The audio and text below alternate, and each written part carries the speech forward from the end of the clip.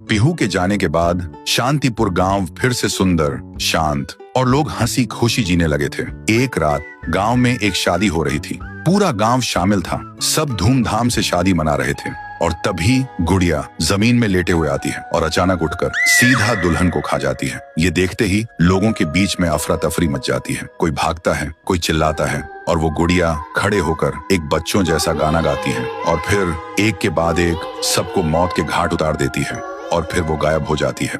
गांव फिर से कांप उठता है। सुबह सब लोग इकट्ठा होते हैं और कहते हैं वो भूखी लड़की वापस आ गई है। इस बार एक गुड़िया बन के लोग घुटनों के बल गिर जाते हैं और रो रो कर कहते हैं, हे भगवान हमें बचाओ। तभी गांव का मुखिया आता है और गुस्से में कहता है, चाहे वो कोई भी हो, है तो एक गुड़िया ही ना, आज रात मैं उसे खुद गाँव से निकालूंगा। फिर रात के ठीक 2:30 बजे मुखिया अपने 2 चेलों के साथ गांव के बीच खड़ा होता है और फिर वही धुआं छा जाता है और वही आवाज, वो गुड़िया धुएं से निकलती है और सीधा मुखिया के पास चल के आती है।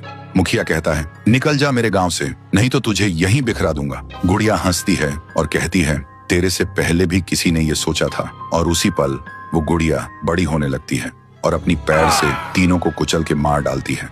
सुबह जमीन पे सिर्फ खून के धब्बे रह गए थे, लाशें जैसे हवा हो गई हो। लोग समझ गए ये कोई आम गुड़िया नहीं, इसके अंदर कुछ और ही शक्ति है। तभी गांव की एक बूढ़ी औरत कहती है, इस गुड़िया को हम गांव से नहीं निकाल सकते, इसे तो सिर्फ पीहू ही गांव से निकाल सकती है। फिर सभी लोग उसी जगह जाकर खाना रखते हैं और दिल से पीहू को पुकारते हैं, भूखी देवी वापस आइए, गांव को बचाइए। तभी जमीन से एक आवाज निकलती है पीहू, पीहू, पीहू। और मिट्टी से बनने लगती है पीहू।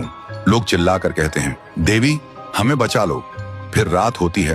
वो गुड़िया गाना गाते हुए आती है, लेकिन अचानक पीहू उसके सामने आ जाती है। गुड़िया रुक जाती है। पीहू उसे पकड़ने जा रही होती है, लेकिन गुड़िया हवा में उड़ जाती है। पीहू भी उसके पीछे उड़ जाती है और अपनी आंखों से आग छोड़ के गुड़िया को जलाने की कोशिश करती है, लेकिन गुड़िया एक धुएं में छुप जाती है और फिर अचानक पीहू के पीछे आके उसे एक जोर का वार करती है। पीहू आसमान से जमीन पे आ गिर जाती है और फिर वो गुड़िया पीहू की शक्ति छीनने लगती है। पीहू की ताकत धीरे धीरे गुड़िया के पास जा रही होती है। कुछ देर बाद पीहू जमीन पे गिर जाती है। जब वो उठती है तो देखती है उसका शरीर धुंधला हो गया है और जब वो अपने आप को छू रही थी तो हाथ उसके शरीर के आर पार जा रहा था। वो वहीं गिर के रोने लगती है और जोर से चिल्लाती है, भैया, भैया। और उसकी आवाज सीधा उसके भाई के कानों तक पहुंचती है। तो दोस्तों, अगर आप देखना चाहते हो पीहू वर्सेस गुड़िया वर्सेस तुंग तुंग तुंग सहर, तो इस वीडियो को 1.5 लाख लाइक्स तक पहुंचाओ।